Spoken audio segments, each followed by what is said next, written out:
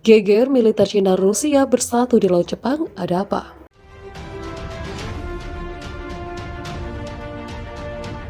Angkatan Laut Cina dan Rusia dilaporkan mengadakan latihan bersama pada Kamis 14 Oktober 2021. Latihan itu diadakan di wilayah perairan Rusia di sekitar Laut Jepang. Mengutip media resmi pemerintah Cina, Global Times, dalam latihan yang dinamakan Naval Interaction itu, Beijing menerjunkan beberapa kapal perang frigat dan pesawat tempur, termasuk fregat canggih 055 Naisheng, 052 Di Kunming, fregat Type 054E Binzhou dan Lingzhou, dan kapal suplai komprehensif Type 903A Dingpinghu.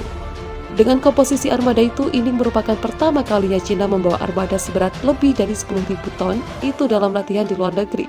Di sisi lain, pihak Rusia dikabarkan memboyong serta armada kapal perang anti kapal selam fregat dan juga pesawat tempur.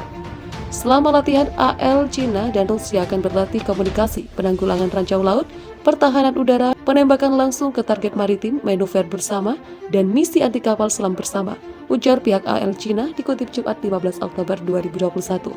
Latihan antara kedua negara sendiri sudah beberapa kali dilakukan. Pada Agustus lalu, keduanya juga melaksanakan latihan yang dinamakan Naval Interaction 2021 di wilayah otonomi Ningxia Hui, Cina. Latihan itu juga dilaporkan melibatkan beberapa jenis pesawat, artileri, dan peralatan lapis baja. Sementara itu, latihan Naval Interaction kali ini dilakukan ketika rival Cina dan Rusia Amerika Serikat mengadakan latihan di Teluk Benggala dengan India, Australia, dan Jepang. Beberapa analis beranggapan bahwa latihan antara Rusia dan Cina ini dilakukan untuk menunjukkan kemampuan militer keduanya. Ini kemungkinan dialamatkan kepada Amerika Serikat dan sekutunya yang dianggap sering mengganggu kepentingan Beijing dan Moskow. Organisasi keamanan regional baru seperti Quad dan AUKUS merupakan ancaman serius bagi Cina dan Rusia, dan latihan bersama antara kedua negara akan berkontribusi pada perdamaian dan stabilitas regional, ujar Song Zhongping, seorang pakar militer Cina. Pada hari Kamis lalu, Angkatan Laut Amerika Serikat mengatakan bahwa kapal selam bertenaga nuklir yang terikat Guam, Connecticut, menabrak sebuah objek saat beroperasi di perairan internasional di kawasan Indo-Pasifik. Insiden itu mengakibatkan 11 pelaut cedera, tetapi kapal itu tetap beroperasi. The Washington Post melaporkan mengutip seorang pejabat Angkatan Laut Amerika Serikat bahwa insiden itu terjadi di Laut Cina Selatan, mencatat bahwa Beijing tidak ada hubungannya dengan itu. Insiden itu membuat Cina meningkatkan patroli kapal selamnya sendiri di perairan regional. Namun para ahli mengatakan langkah yang diambil Cina tersebut justru dapat menyebabkan kecelakaan laut lebih mungkin terjadi di masa depan.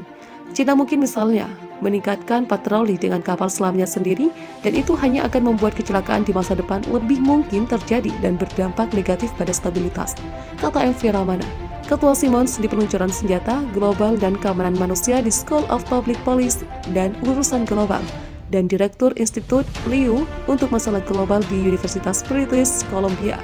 Dilansir The Eurasian Times Selasa 12 Oktober 2021. Reaksi Beijing bagaimanapun tidak mungkin melampaui itu, menurut ahli.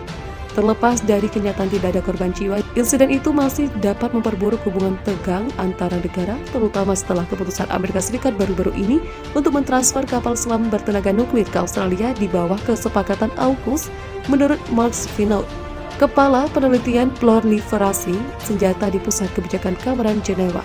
Resiko ketegangan dan eskalasi yang meningkat ini nyata jika kedua negara melanjutkan tren pengembangan senjata saat ini, alih-alih dialog stabilitas strategis dan negosiasi menuju transparansi, kontrol senjata, dan keamanan kooperatif yang lebih baik, katanya kepada Sputnik. Selain itu, masih belum diketahui dengan apa kapal selam itu bertabrakan. Nikolai Sokov, seorang rekan senior di Pusat Perlucutan Senjata dan Non-Proliferasi WINA, mencatat, terlepas dari itu, ahli memperkirakan resiko eskalasi menjadi sederhana, percaya bahwa itu semua sepertinya Cina hanya menggunakan insiden dengan kapal selam Amerika Serikat untuk menyatakan kembali posisi mereka. Pada hari Senin, Kementerian Luar Negeri Cina mengatakan bahwa Amerika Serikat mendekati insiden itu dengan cara yang tidak bertanggung jawab dan rahasia, muncul dengan pernyataan mengelak 5 hari kemudian. Beijing mendesak Washington untuk menjelaskan secara rinci di mana tabrakan itu terjadi dan seperti apa tabrakan itu. Mengomentari insiden tersebut, Laksamana Submarinir Vladimir Velov, mantan Komandan Armada Baltik Rusia, mengatakan kepada Sputnik bahwa kapal tersebut bisa saja menabrak objek bawah laut industri seperti raik pengeboran minyak baru saja dipasang atau masih dalam pembangunan yang Angkatan Laut Amerika Serikat belum diberitahu.